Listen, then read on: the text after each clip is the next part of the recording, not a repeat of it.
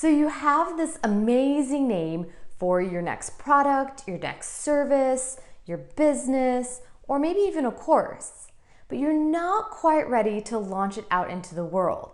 But you're worried, well, what if somebody else comes in the meantime and takes that name? Is there anything that you can do in order to protect that name until you're ready to use it?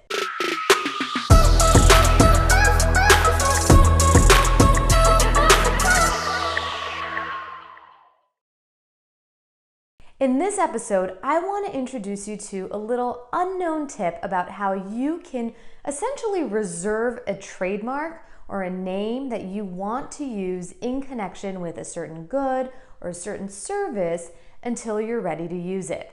Now, if you've caught some of my other episodes, you know a lot about trademarks.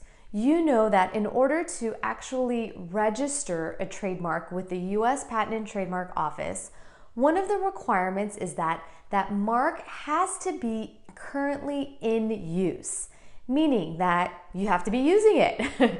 You have to be using it. Let's say you are using a mark in connection with apparel.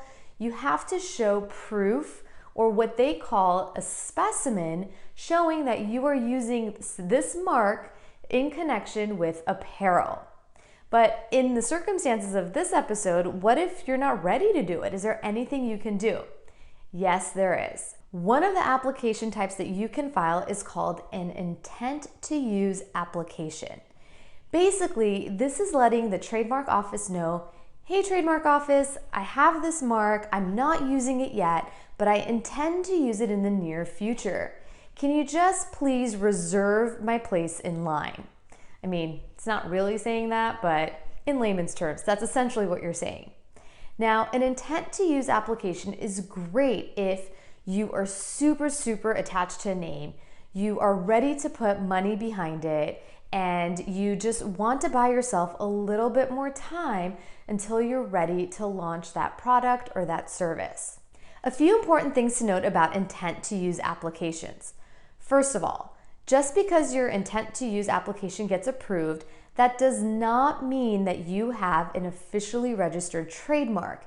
There are still a few more steps you need to take in order to get that trademark officially registered.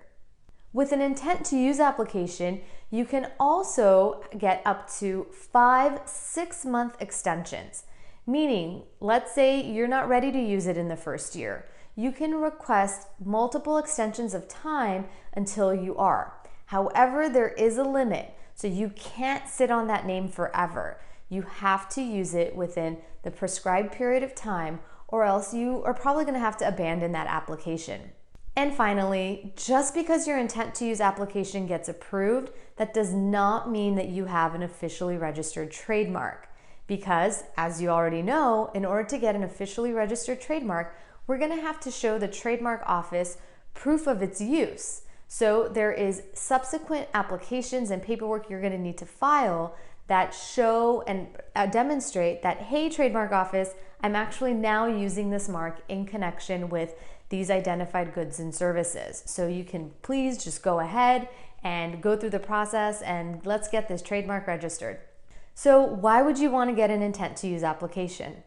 Well, as I said before, if you're really attached to a name, it's a real contender, and you don't want to risk potentially losing it to somebody else, then you might consider using this cool little tool that we have in order to reserve it. I like to think of it as, let's say you're waiting in line to get first dibs on tickets to your favorite concert, and the doors haven't opened yet, but they're going to open any minute now. And so you realize, holy moly, I left my wallet in the car. So you ask your friend to hold your spot in line while you run to the car and grab your wallet, and you can come back, and hopefully in time for those doors to open for you to get first dibs on those concert tickets. Another really concrete example is, let's say on January 1st, you go ahead and you file an intent to use application for the term spasmodic for apparel. Then on March 1st, somebody else comes along and files a in-use application for spasmodic in connection with apparel. And let's say your application goes through, it gets approved, and you request all the necessary extensions of time. And let's say you don't actually launch your product and your clothing line until December 1st of that year. And when you do, you then go ahead and file the necessary paperwork with the trademark office, showing to them that, hey, I am actually using this mark now in connection with apparel. Well, because you filed an intent to use on January 1st, it goes ahead and that, like I said, it holds your space in line. So you have first dibs to using the term spasmodic in connection with apparel. But if the example was reversed, if let's say, another company comes on March 1st and files an application, and then you file your intent to use application on April 1st, well, chances are your application is going to get denied because of the similarity of names, the similarity of products, and the likelihood of confusion that it's going to create. So it can be a very powerful tool to use if you have a certain name that is going to be very important to you and your business. Now, to learn more about trademarks and other legal nuggets that you're going to need for your business, head on over to the website where I have tons of great resources waiting for you.